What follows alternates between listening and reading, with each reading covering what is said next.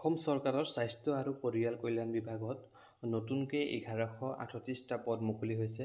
আজিৰ ভিডিঅ'টিত আমি এই পদসমূহৰ বিষয়ে আলোচনা কৰিম। ক'ত এপ্লাই কৰিব লাগিব, কেনেকৈ এপ্লাই কৰিব লাগিব, এডুকেশ্যনেল কোৱালিফিকেশ্যন কি লাগিব, তাৰপাছত চেলাৰী কিমান হ'ব, গোটেইখিনি বিষয়বস্তু সামৰি আজিৰ এই ভিডিঅ'টিত আলোচনা কৰাৰ চেষ্টা কৰিম। পলম নকৰাকৈ ভিডিঅ'টিৰ মেইন টপিকলৈ আগবাঢ়োঁ। বন্ধু বান্ধৱীসকল, এইখিনিতে আপোনালোকলৈ এটা অনুৰোধ জনাব বিচাৰিছোঁ, যিসকলে আমাৰ চেনেলক এতিয়ালৈকে ছাবস্ক্ৰাইব কৰা নাই, কাইণ্ডলি ছাবস্ক্ৰাইব কৰি দিব, কিয়নো নতুন নতুন চাকৰিৰ খবৰবোৰ আমি এই চেনেলত দি থাকোঁ। এতিয়া মেইন টপিকলৈ আগবাঢ়িছোঁ।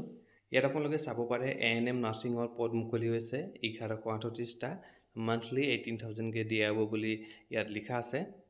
তাৰপিছত ইয়াত কেটেগৰী ৱাইজত পদসমূহ ভাগ কৰি দিয়া হৈছে, যেনেকৈ আনৰিজাৰ্ভ কেটেগৰীৰ কাৰণে আছে 779টা পদ, তেনেকৈ STPৰ কাৰণে আছে 6টা, ST এইজৰ কাৰণে আছে 116টা, SCৰ কাৰণে আছে 81টা, তাৰপিছত T ট্ৰাইবছৰ কাৰণে আছে 156টা পদ, টোটেল 1138টা পদ আছে।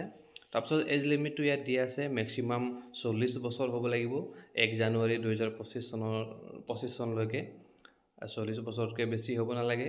অৱশ্যে আমাৰ যিখিনি কেটেগৰী থাকে SC ST তেওঁলোকক ৰেহাই দিয়া আছে, যেনেকৈ আপোনালোকক ইয়াক দিয়া আছে অপেন কেটেগৰী আনৰিজাৰ্ভ কেটেগৰীৰ কাৰণে মেক্সিমাম 40 বছৰ বুলি, OBC MOBCৰ কাৰণে মেক্সিমাম 43 বছৰ, তেনেকৈ SC ST P ST এইজৰ কাৰণে মেক্সিমাম 45 বছৰ, তাৰপিছত PWDৰ কাৰণে 50 বছৰলৈকে এজ ৰিলেক্সেশ্যন দিয়া হৈছে।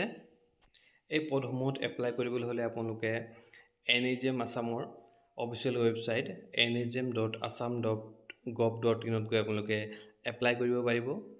এপ্লাই কৰা আপোনালোকৰ 16 জুলাইৰ পৰা অলৰেডি ষ্টাৰ্ট হৈ গ'ল। লাষ্ট ডেটটো আছে 31 জুলাইলৈকে। 31 জুলাইলৈকে আপোনালোকে এপ্লাই কৰিব পাৰিব।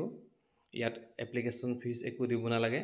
বন্ধু বান্ধৱীসকল, গোটেইখিনি ইয়াৰ মই লিংক, এপ্লিকেশ্যনৰ লিংক, লগতে এপ্লাই কৰা লিংক গোটেইখিনি মই মোৰ চেনেলৰ ডিছক্ৰিপশ্যনত দি দিম। তাত গৈ আপোনালোকে ধুনীয়াকৈ এপ্লাই কৰি ল'ব পাৰিব।